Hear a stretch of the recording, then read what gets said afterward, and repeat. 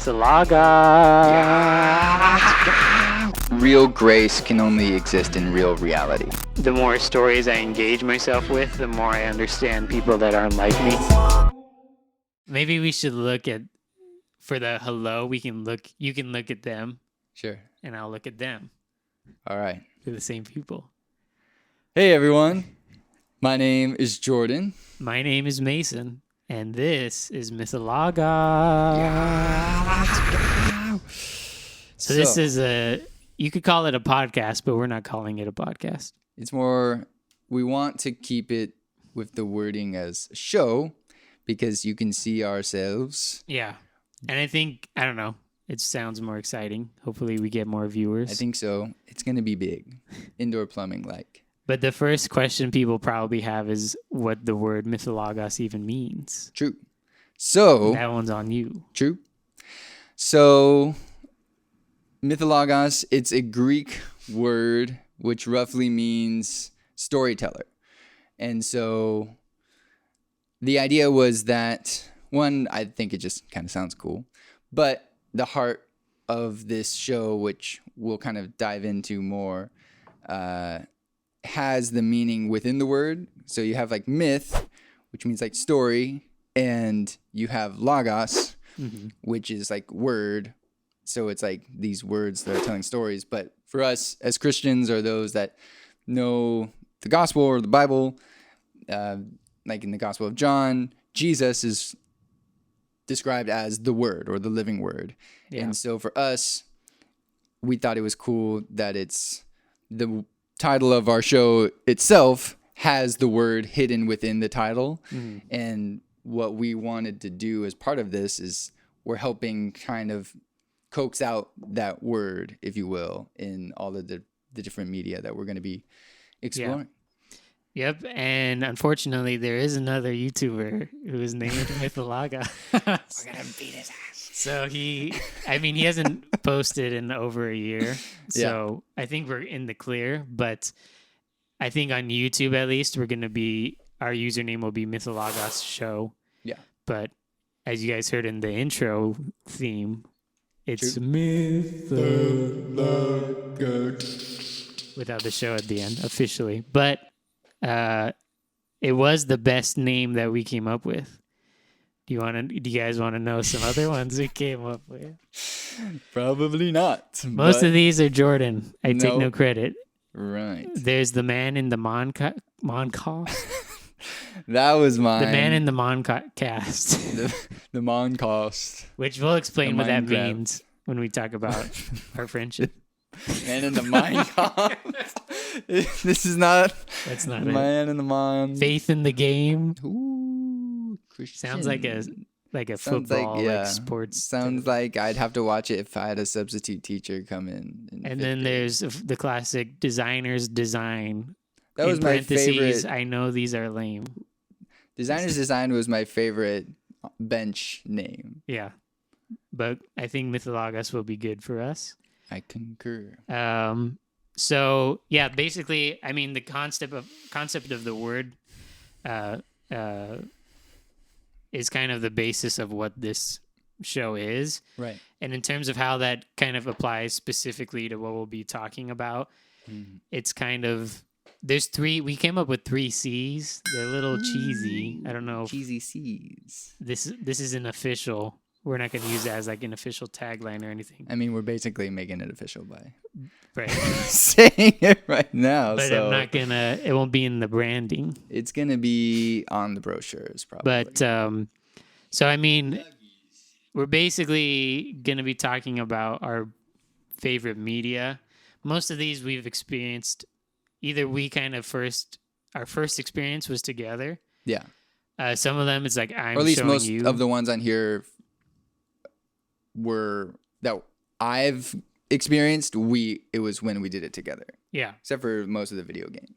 And I don't think our tastes are like 100% the same, but these are all kind of things that overlap for us. Yeah.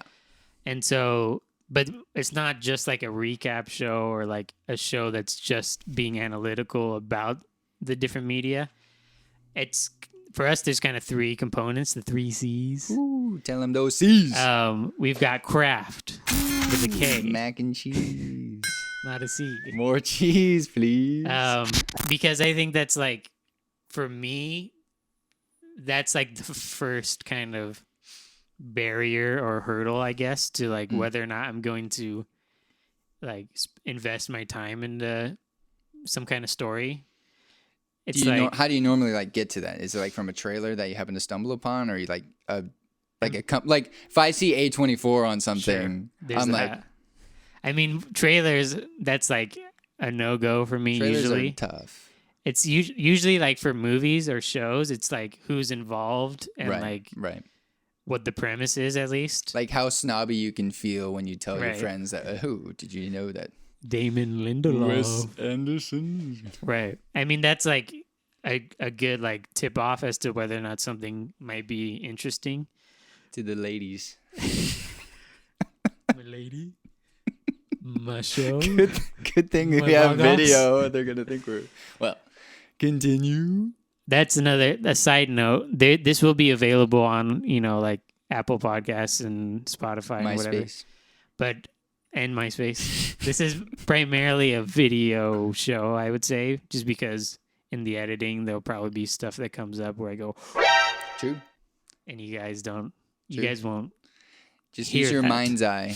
Use your Lord's eye. I would say, yeah, YouTube is like the primary way of experiencing the show. And here's another thing. We're going to have a lot of these kind of rabbit trails because that's how we interact with each other. True.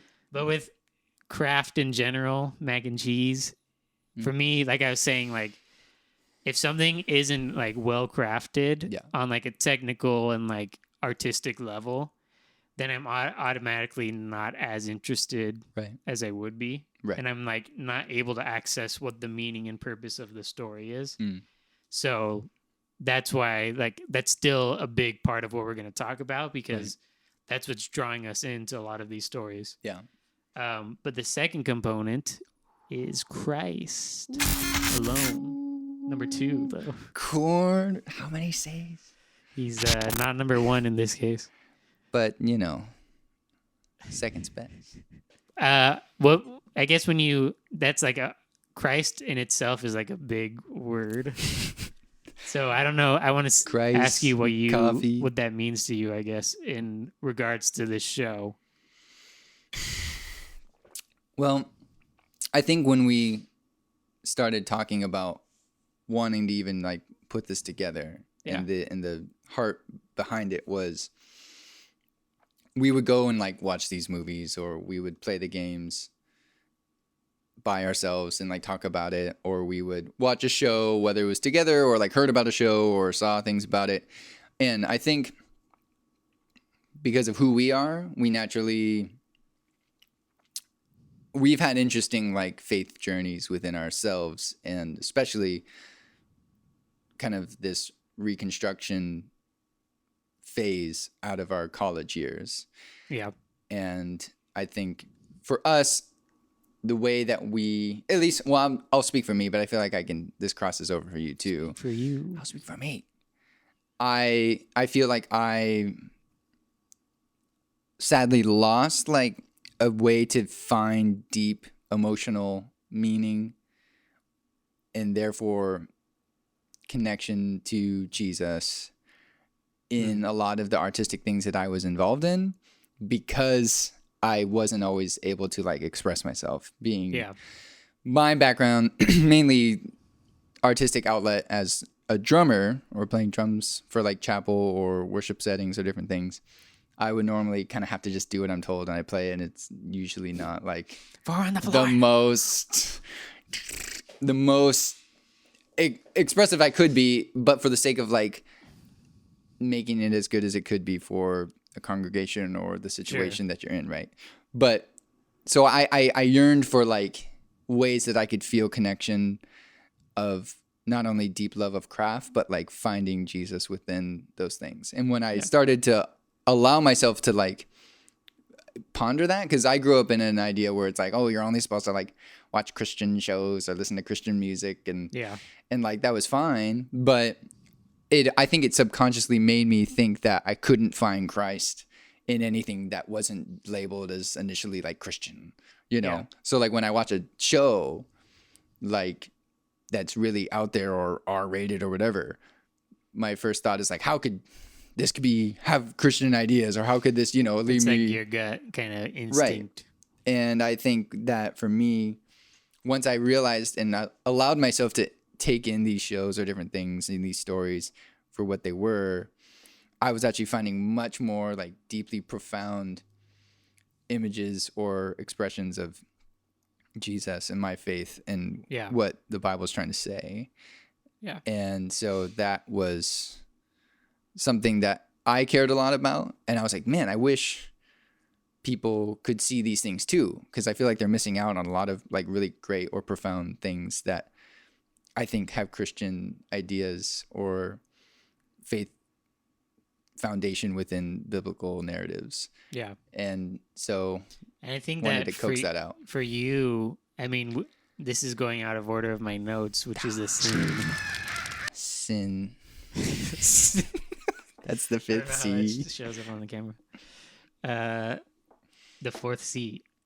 When Secrecy. I think for you, that's like one of the main reasons why you wanted to do this show in the first place is Yeah. making kind of like a bridge for people where there's usually that the barrier for a lot of Christians, at least, is like the graphicness Mm-hmm. of the content. Right. And that's how it was for me growing up. We'll probably talk more about ourselves as we go on in this episode. True. But yeah, I think that Christians and, religious people, or just even more conservatively bent people, Yeah. miss out on a lot of meaningful storytelling because of that barrier. And that's like a hard thing. It's kind of an individual thing that you have to overcome if you feel like it's worthwhile. Right. But we're here to try to convince you guys True. by going into these stokes. Convince. 7, 6, 8. There's a lot of C's. 7 C's. So, but in terms of me, when Christ connection Yeah. to this show is, like you said, like we've both gone through our own kind of reconstruction journeys. Yeah. I think for me, like, I don't want to just speak to Christians Yeah. in this capacity. Yeah. But I do feel like because of how I grew up and like kind of just the way that I'm naturally oriented, Right. I see a lot of like Christian or Christ concepts in the stories that I consume. Yeah. And not only that, but like to be even more expansive, it's like a lot of the things that we're going to talk about are things that I feel can like actually shape a person. Yeah. Oh, yeah. And like that's what I think Christ in the Bible, that's the whole thing. Right. And I feel like these shows are adding to that whole trajectory, I guess.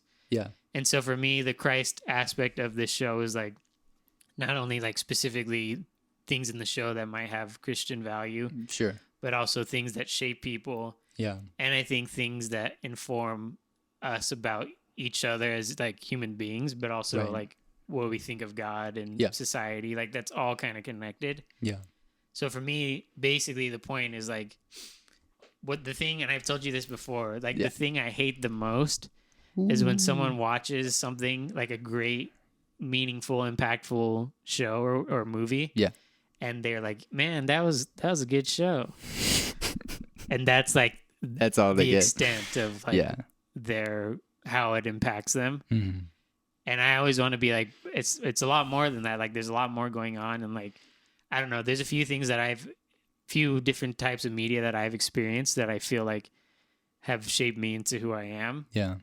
And I want people to know that that's like when people, at least from a creator perspective, that's what they're hoping for a lot of times. Yeah. I mean, I feel like there's a lot in that, and I'm sure these themes and ideas are going to be consistent throughout. And I think that's what's going to kind of be pushing this whole show forward of a motivation, which we'll kind of get more into that more. But like, I feel the same way. You know, you happen to meet someone or you talk to a friend that has seen the same show or movie or played a game that meant a lot to you. Yeah. And it meant a lot to you, not just because it was like fun or something or entertaining, Sure. but like you're saying, it shaped the way you think or reorganized priorities or shifted paradigms or things like that. And or purely like wholesomely just made you feel like the love of Jesus like closer to you, or like more real to you because of like somehow a shared experience living through someone telling you a story or experience. Yeah. And I think like, I don't know what it is that is making a lot of people miss that. I don't know if it's our culture. I don't know if it's maybe whether it's a bend of Christianity, whether it's more maybe those that grew up in certain either conservative cultures or just cultures that didn't allow for a bridge or even the idea that you could even step into like that world. Yeah. You know, and like experience what that has to say or offer because of a letter that's on the rating of a game or the letter of a rating for a movie. It's like, oh, that's R. You can't see it. I don't care how good or bad it is or whatever. Here's a little inside dirt for you guys. I might get in trouble for this, starting it out right.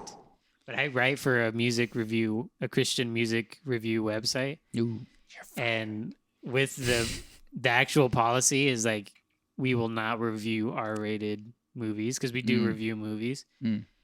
And there's a little bit more nuance to that, obviously, I think, in the way that policy came about. But when you make a stance like that, where it's like anything that has this label is done. Yeah. Then I think you, in a lot of ways, you aren't as, like, you can't be as equipped of a Christ follower. Yeah. Because a lot of what happens in, like, when you go beyond those labels is like greater empathy develops for people. Oh, yeah. Understanding who people are and stuff like that.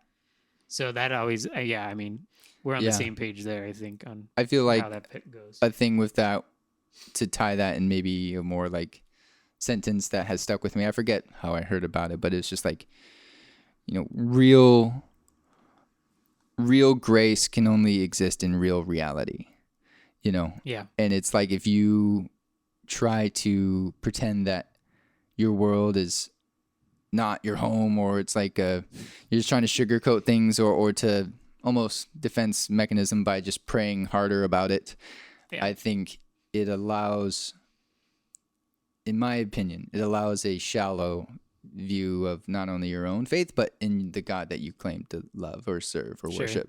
The last C, ooh. I think maybe in the edit I'll do like a C counter because there's a lot of C's. More than 3. But yeah, like basically our personal connection with these stories is going to be a big part of. Yeah. And that's obvious from what we've said already. Like, a lot of these stories are things that we've experienced together. So like it's changed our friendship. Yeah. Some of them are like things that I experienced and they changed me. And then I'm like, Jordan, you got to watch this. I'm like, yeah. And then I want to listen to the same song 20 times. Sorry, Ben. Sorry. Sorry, other friends.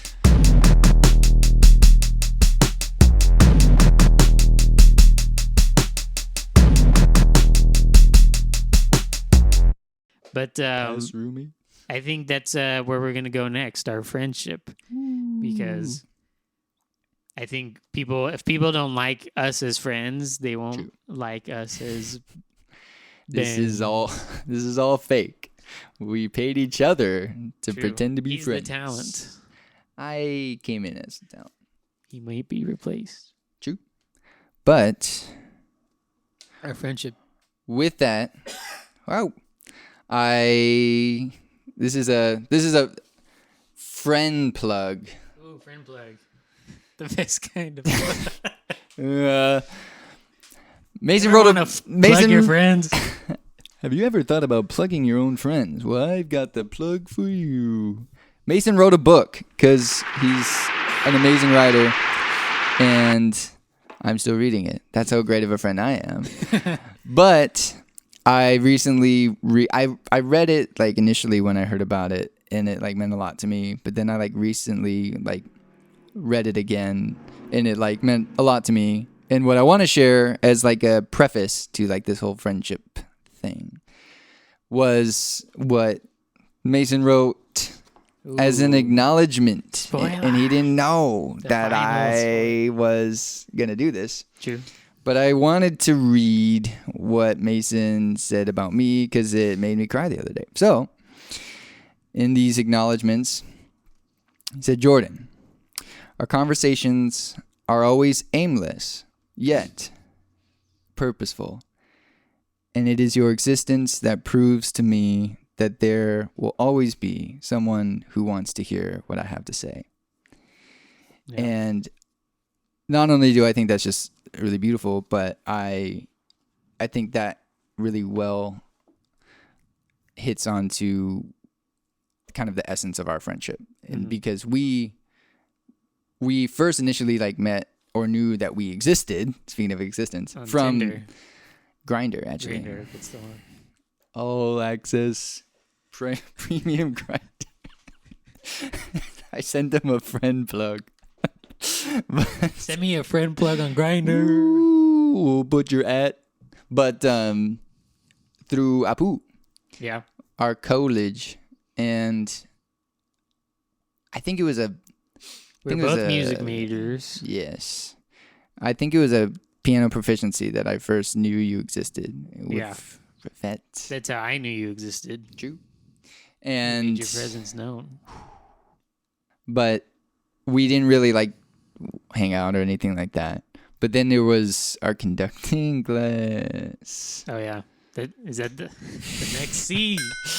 And we kind of like, we knew like, I don't even remember how it like kind of started happening where we were talking or hanging out, but like we just started talking and I was like, oh, let's hang out. And we would try to like hang out when we could. But then in 2017, I was looking for a place to live and I posted like a thing on Facebook saying like, hey, anyone kind of place to live? And you replied and we ended up being roommates for a year. And that's what kind of really like launched our deeper friendship. But I think not just as like an origin, but like what has led you to say something like that about our friendship. I think you're one of the few people that I feel like I can literally say anything to. And like, it's not just that I won't feel negatively judged by you, but it's actually more, I care about what you have to say and how you're going to react and how I think you're really wise. And I really appreciate and like want to know what you would think about an idea or a topic or a subject or just like allowing me to be weird ass whatever. Yeah. And feed off of that. And so I appreciate that. But also we have a lot of similar like shared loves, like different arts and video games and sports or whatever. And so all of that kind of meshed together. But we also grew, I think, parallel of who we are as people in close proximity from being roommates, but then also staying really close after that. So. Yeah. I mean, that's like, it's a rare thing for me in my life because I think I work best because I'm an introvert and I just am not very confident in like group settings. I work best when like there's a proximity effect. It's an audio term for you guys. Learn it. Be on the quiz. Probably peaked there. But yeah, I work best when there's like a reason for me to be around someone. So like that's called no, proximity. I get you. It's just funny hearing that. But like that's like we were friends, like you said, like casual friends, just having casual things together in class. Casual. Where it was like, I mean, we enjoyed each other's presence in class. Yeah. Yeah. If you hadn't moved in with us, then I don't know that we would become as close as we've become. True. Because like I get to know someone well when I'm like around them a lot, and like we have a lot of one-on-one time. And so when basically we only lived with each other like a year, Yeah. like I came little in less in than a July of 2017. And Yeah. then it was less than a year because Yeah. you moved out, I think, at the end of June yeah, 2018. yeah, probably like May or June time. But in that time, like there was, I think you were going through some things. I feel like I've always been going through some. If we want to, we'll have some personal story time in a few minutes. But I think you were going through things, and like I was like in a transition period myself. I mean, we both graduate. Like we were graduating at that time, so it's like it's natural for that to happen. But we had so many common interests, and like we saw things similarly in a way that I don't think I had seen as similar with another person before. But yeah, if you want to kind of maybe talk about anything personally, like your journey with faith or stories or anything that maybe will give our new friends some context. So I think for me, we've shared a lot about our connection and relationship and how that kind of spurred of why we wanted to make this. But I think the cool thing that I'm excited about in terms of why I think people will enjoy or hopefully will want to continue like watching the show is my background. I did my undergraduate in music. Okay, it's always a long thing. It's music and worship with a concentration in Christian ministries, emphasis in drum set. So it was a music degree, but the branch of the music degree was music and worship. But then it changed to where in the music and worship major, you could have a concentration, and there was like 12 different different concentrations. And so I did Christian ministries, so I had like some theology and Bible and ministry classes that I did on top of all of that. But so for me, that kind of, obviously music was the main part of that training and learning, but I was able to take some really awesome classes. I think one of the most relevant classes to this show that I took during that was a class called Communicating the Gospel Through Film. Mm-hmm. And that was with one of my favorite professors, Michael Bruner at APU, and he's awesome. And that class was awesome. And we basically just like watched a bunch of different movies and like had really deep discussions about them. Kind of what I hope parts of that class can be like this show. And it was, for me, it really unlocked not just what did the story have of a theological idea or something, but like started getting to the details that I didn't know. Because I'm not a film major, but like I had friends that were, and I would talk with them and learn things about like framing and cinematography and like lighting and like even how music more closely can relate to like ideas of themes and score and all of that. But just like the film side of things started to pop out to me. And when I learned more about those things, it helped me understand what they were maybe trying to say in a story, and it made it more impactful for me. But then also what I have more training in is, for a time I had seminary school that I did online. I was doing it through Portland Seminary online, and I paused from that right now. I'm still in this season of when I might pick that up again. But so I had some seminary background of Bible and like biblical interpretation and different things like that. So I kind of am using that background as well to try to hopefully bring some insight into these different things. But then also just personally, my own biggest, I think the thing I know most about, which is because it's the most lived experience, is my mental health issues that I have gone through and experienced, because I have major depressive disorder. Mm-hmm. And that was something that I went through, and it was really bad in 2018 going into 2019. Yeah. And that's a whole other long story, but you know, I think it is important to mention that the darkest part of that was that I had actually attempted suicide. And mm-hmm. that was a really scary and dark place for me. You, in a weird way, like you were kind of like close witness or like part of seeing a lot of that hardship that I went through. And I think that I know it strengthened our friendship more because of it. But I was able to like meet with a psychiatrist afterwards, a really great psychiatrist.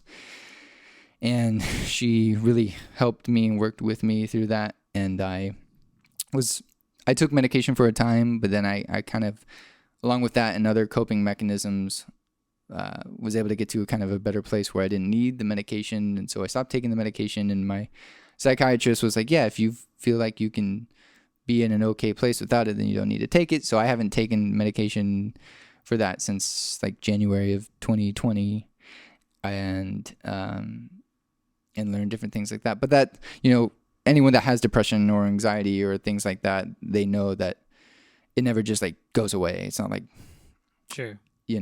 a bone that can completely heal again or something. Yeah. It's something that hopefully you train yourself and you practice how to cope with it, and finding little things or bigger things that you put into your routine or practice to help you stay more proactively fighting against it even beginning to happen instead of a more reactionary.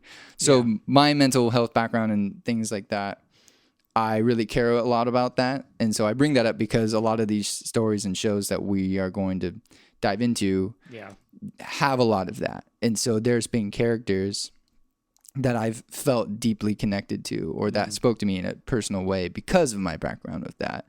And that might be slightly different from your experience. Not that you don't value it or whatever, but like I experienced certain things. Yeah. So I think for me and for the viewers, I think those are probably where I land most of what things you'll hear from me or can expect from me in terms of my like kind of personal connection with it. But yeah, that's a pretty good summary, Jordan style.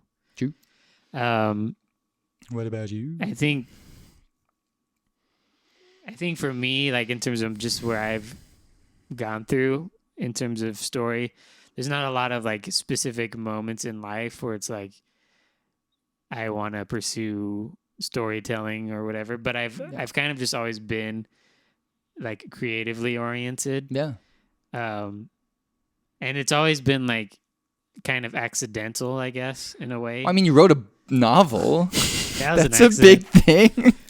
I did that on accident. Yeah, right. But I mean, like, I started playing music like kind of accidentally, where like I was like a new kid in 8th grade, and then standing in line at like orientation, and then I saw this big lady, sorry, Mrs. Stokes, who was yelling out like to sign up for orchestra. So you like the final scene. She was just yelling out to like sign up for orchestra, and I was like with my dad in line, and we're just like, sure. And then so I started playing violin, and then I did guitar, started playing guitar when my dad started his church. Capital C. And I became like the worship leader after learning guitar, and then went to APU because I was like, I don't know what else to do, but I'll do music. True. And then I pursued audio because I like took an intro to music tech class that I loved. And then we'll be right back. Well, I guess I can't really. Boop. It's probably fine. I pursued audio because I just took a music tech class that I liked, and I wasn't still not sure like what I wanted to do with my life. Yeah. But I don't even know, like I still use a lot of audio concepts in like my work and stuff, but it's not like I'm like a mixing boy anymore. Ooh, mix that ass. Maybe every now and then. But now, like writing is another aspect where it's like, I just feel like there's a lot of things you can do in life. Mm-hmm. And to me, the most interesting things, aside from like doing a job that's like actively helping humanity, which is a good thing. I guess so. Like, like this is kind of a roundabout way of doing that, like exploring the stories that have the potential to shape us. And so like, that's kind of just what I'm always bent towards. Yeah.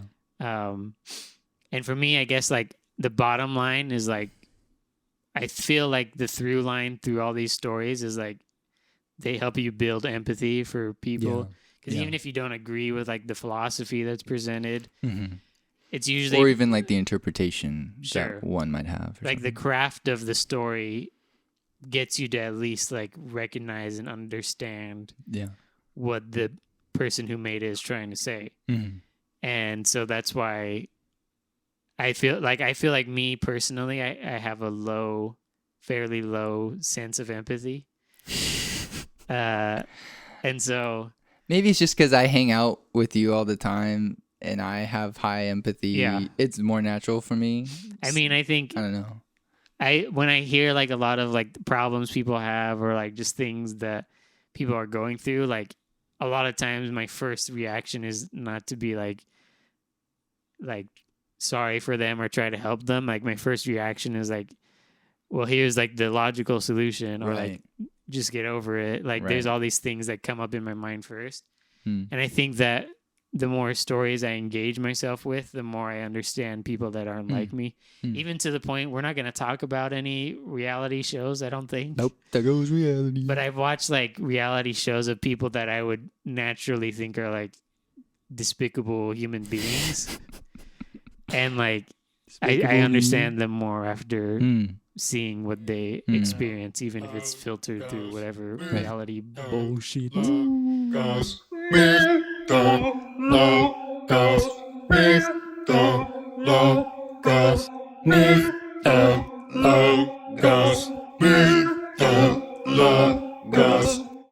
We've got we've only got a few more minutes here. So there's a few just kind of like, I guess housekeeping type stuff we want to mention before we sign off. True. Yes, we will be talking about graphic content. We've kind of explained why we think that that's valuable. Yeah. But yeah, I mean, not only are the shows we watch graphic, but like we're gonna say stuff probably. We'll probably censor a amount, but I don't know. We'll see what happens. Just be ready. It's if an you want to show. subscribe to our premium, we'll censor whatever you want us to say. Our Patreon. But another small thing is like, it's kind of tough, the whole like idea of spoilers. Yeah. Because there's some shows where like the plot is inherent to the like discussing it. Right. But there are some things like the very first thing we'll talk about. It's a movie called Swiss Army Man. And that's like a very interesting movie. It's kind of an oddball movie, but like we don't necessarily have to go deep into the plot in order to talk about what we want to talk about. So that's not going to be, there's not going to be like essential plot things that are explored. That'll be kind of a case by case basis. But the only other thing I wanted to mention before we sign off is we do have an email if you guys want to reach out. It's mythologos@gmail.com. I'm sure it'll probably... There it is. See how I did that? It's right here. This is my first virtual grab hold. It's getting away. But yeah, so we got the email. That's probably the best way to reach us because I think we're going to be sharing clips and stuff on like our own personal socials. And I want to do a TikTok because I think we can get some rest in peace nice Gen Zers in our grasp. The young ones. But that's the best way to reach out to us. Yeah. Other than that, all we have to do is say our signature catchphrase, which is Mythologos. Mythologos. Logging us. So stupid.